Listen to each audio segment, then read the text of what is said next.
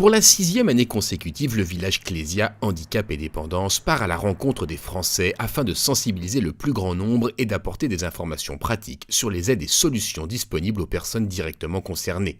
Après Lyon et Paris, c'est au tour de Rennes de recevoir l'exposition itinérante en y invitant par exemple de nombreux étudiants. Vous allez voir en fait ce que voit une personne qui souffre d'une dégénérescence, d'une rétinopathie, d'un accident vasculaire et d'une cataracte.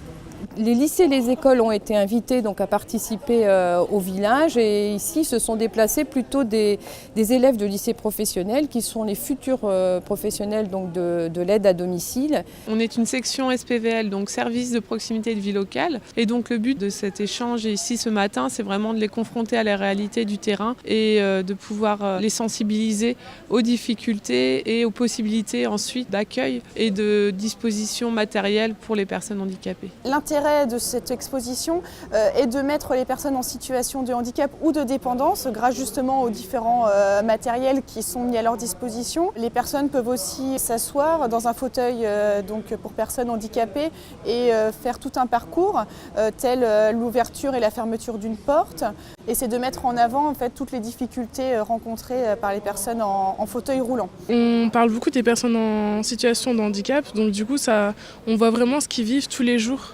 J'ai pas l'habitude d'être en fauteuil, donc du coup j'ai trouvé ça intéressant pour savoir, pour pouvoir se mettre dans la peau d'une personne handicapée, pour voir ce qu'elle vit au quotidien. Parce qu'il y en a beaucoup qui pensent que par exemple le fauteuil ça passe partout, c'est facile, c'est rigolo et tout. Là, moi, ils se rendent compte que non, c'est pas spécialement facile de se déplacer comme ça. L'intérêt, je trouve que c'est de les sensibiliser à ce que je vis moi et ce qui pourrait leur arriver parce que moi je suis toujours en situation de handicap. Bon, il y a des handicaps plus lourds que ça, mais moi je suis en handicap visuel et je trouve que c'est bien que les autres se rendent compte un petit peu ce que c'est que l'handicap. Aujourd'hui sont présentes aussi différentes associations avec nous Handichiens, nous présenter donc leur mission et surtout en fait le rôle d'un chien par rapport à la dépendance d'une personne. Pour la personne en situation de handicap, le sport est souvent l'un des premiers vecteurs de rééducation fonctionnelle. Les visiteurs ont pu ainsi tester la pratique du handisport. Alors, le but de cet exercice, c'est d'être un exercice ludique pour justement en fait, leur faire comprendre de la difficulté pour les personnes handicapées donc d'exercer un sport comme le basket.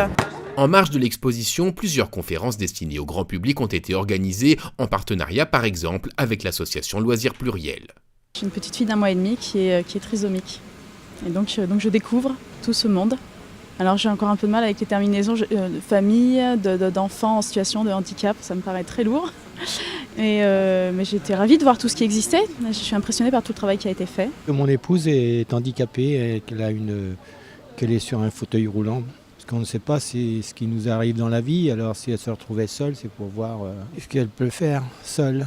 Les colloques sont un petit peu plus ciblés sur le côté professionnel.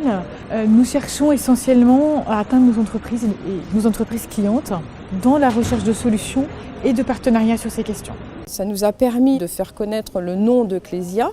En plus, je pense que c'est aussi une occasion de travailler en transverse avec d'autres services. Ça décloisonne un petit peu les services et ça fait aussi que l'action sociale sera sans doute peut-être reconnue un peu différemment. Au total, ce sont près de 2000 personnes qui auront ainsi visité les 3 expositions cette année. Pour 2013, de nouvelles étapes sont prévues dans plusieurs villes de France.